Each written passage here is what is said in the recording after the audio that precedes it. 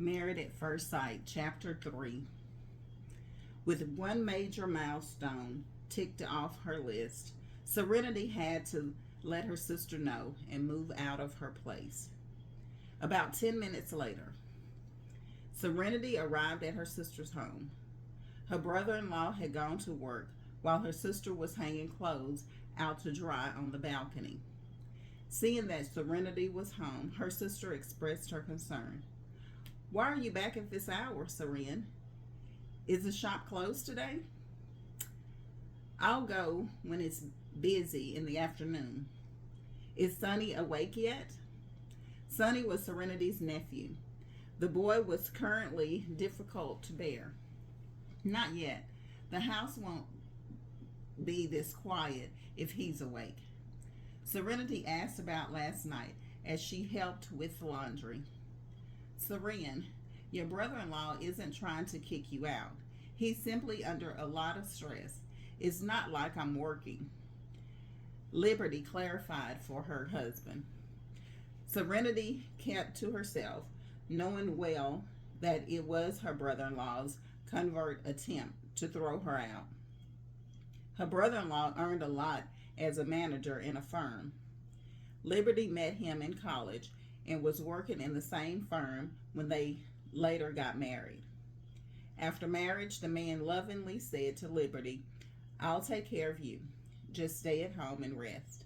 I don't want you to be tired when the baby comes around." Believing she had found the right man, Liberty quit her job and became a housewife. She gave birth to a lovely son a year into the marriage and had no time to dress up between caring for a child and managing housework. Liberty paid no thought to watching her figure, nor could she break free from her routine and return to the workplace.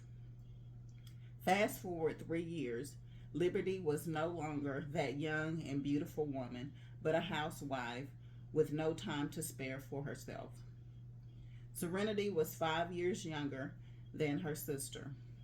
Their parents passed away in a car accident when Serenity was 10. Since then, Serenity and Liberty only had each other.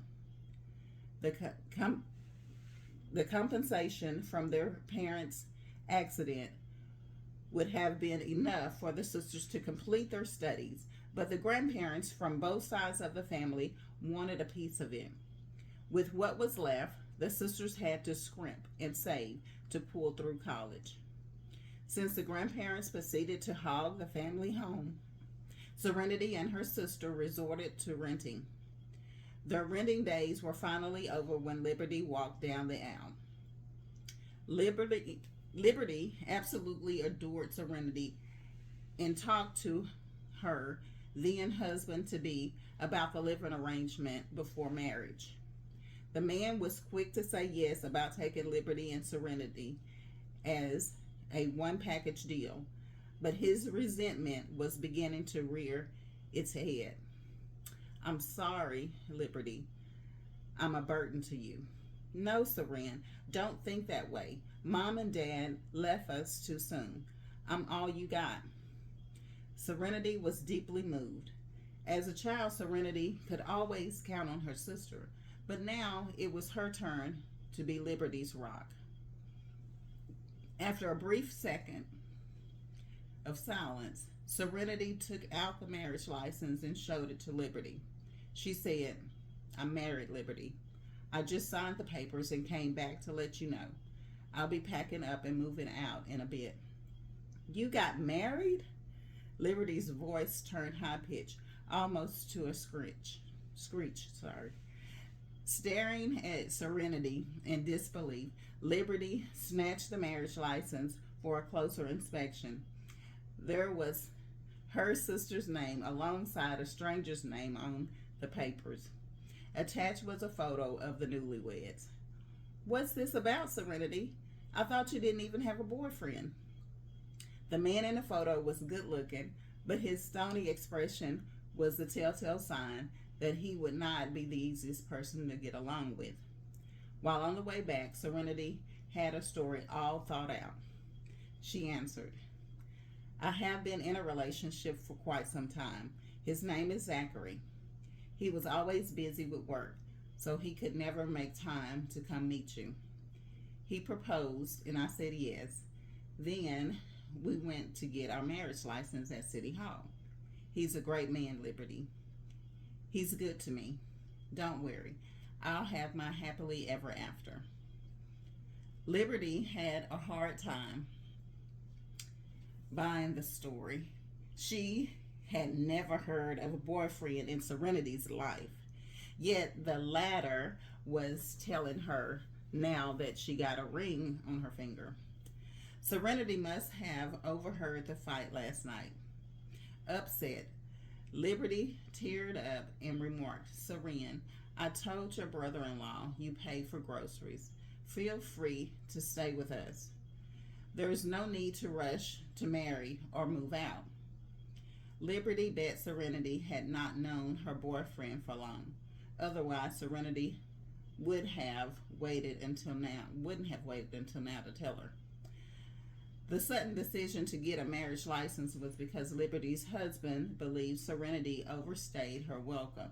Serenity was in a hurry to give herself away before Liberty's marriage was on the rocks. With a smile, Serenity comforted her sister. "Liberty, you got nothing to do with this. My relationship with Zachary is very strong. I got my happy ending. You should be happy for me." Liberty could not stop the tears from rolling down her face. Serenity helplessly embraced her sister until Liberty cried her heart out and calmed down. Serenity made a promise to Liberty. "I'll visit you often, Liberty. Zachary's house is not far from yours in Brentfield. It takes me 10 minutes on the e-bike." What's the situation with his family? As the marriage was sealed, Liberty had no choice but to accept it. She went on to dig further about her new brother-in-law. Serenity did not know much about the Yarks. Although she had known Grandma May for 3 months, Serenity never pried into the family's private affair and often lent an ear to Grandma May. All she knew was that Zachary was the oldest in the family and had a lot of younger brothers, including cousins. Zachary had a job in one of Weltspoon's finest companies. He was doing well for himself as he owned a house and a car. Serenity told the little information she knew to her sister. Having heard that having heard that Zachary had a house, Liberty asked, "That's his property. Seren, can you get him to share it with you?" At least Serenity would be covered if her name was on the deed. Thanks for listening. Please tune in for chapter 4.